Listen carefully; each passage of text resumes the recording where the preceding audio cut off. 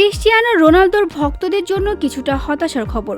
Saudi club Al নাসর ইতিমধ্যেই ভারতে পৌঁছেছে এএফসি চ্যাম্পিয়ন্স লিগ 2-এ এফসি গোয়ার বিপক্ষে খেলার জন্য। ভারতের গোয়ার ফতোরদা স্টেডিয়ামে অনুষ্ঠিত হয়েছে ম্যাচটি। তবে রোনালদো দলের সঙ্গে ভারতে আসেননি। সৌদি গণমাধ্যমের প্রতিবেদনে বলা হয়েছে, রোনালদোর আল নাসরের সঙ্গে চুক্তিতে রয়েছে একটি বিশেষ ধারা।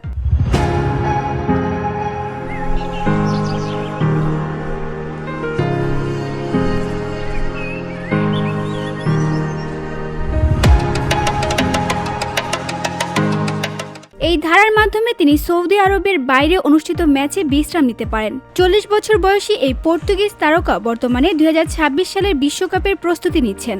শারীরিক চাপ কমানোর জন্য তাই তিনি বেছে বেছে ম্যাচ খেলছেন। আল নাসরের কোচ হোর্হে জেসুস সাংবাদিকদের বলেন, সবাই ক্রিস্টিয়ানো রোনালদোকে ভালোবাসে, তার অসংখ্য ভক্ত রয়েছে। তবে আমরা সিদ্ধান্ত নিয়েছি সৌদি আরবের বাইরে ম্যাচ খেললে তাকে বিশ্রাম দেওয়া হবে। সবাই তাকে দেখতে চায়, কিন্তু দল হিসেবে আমাদের কিছুটা সিদ্ধান্ত নিতে হয়। তাই আমরা তাকে রিয়াদে রেখে দিয়েছি যেন পরবর্তী ম্যাচের জন্য প্রস্তুতি নিতে পারে। ওয়ার্কলোড ম্যানেজমেন্টের কারণে সাম্প্রতিক দুটি এএফসি ম্যাচেও রোনালদোকে দেখা যায়নি। তবুও আল নাসর তাদের আগের দুটি ম্যাচ জয় করেছে। ধারণা করা হচ্ছে রিয়াদে অনুষ্ঠিত ম্যাচে রোনালদো খেলতে পারেন। ফুটবল ভক্তরা সেই দিনটির জন্য অধীর আগ্রহে অপেক্ষা করবেন। VOD Bangla news desk.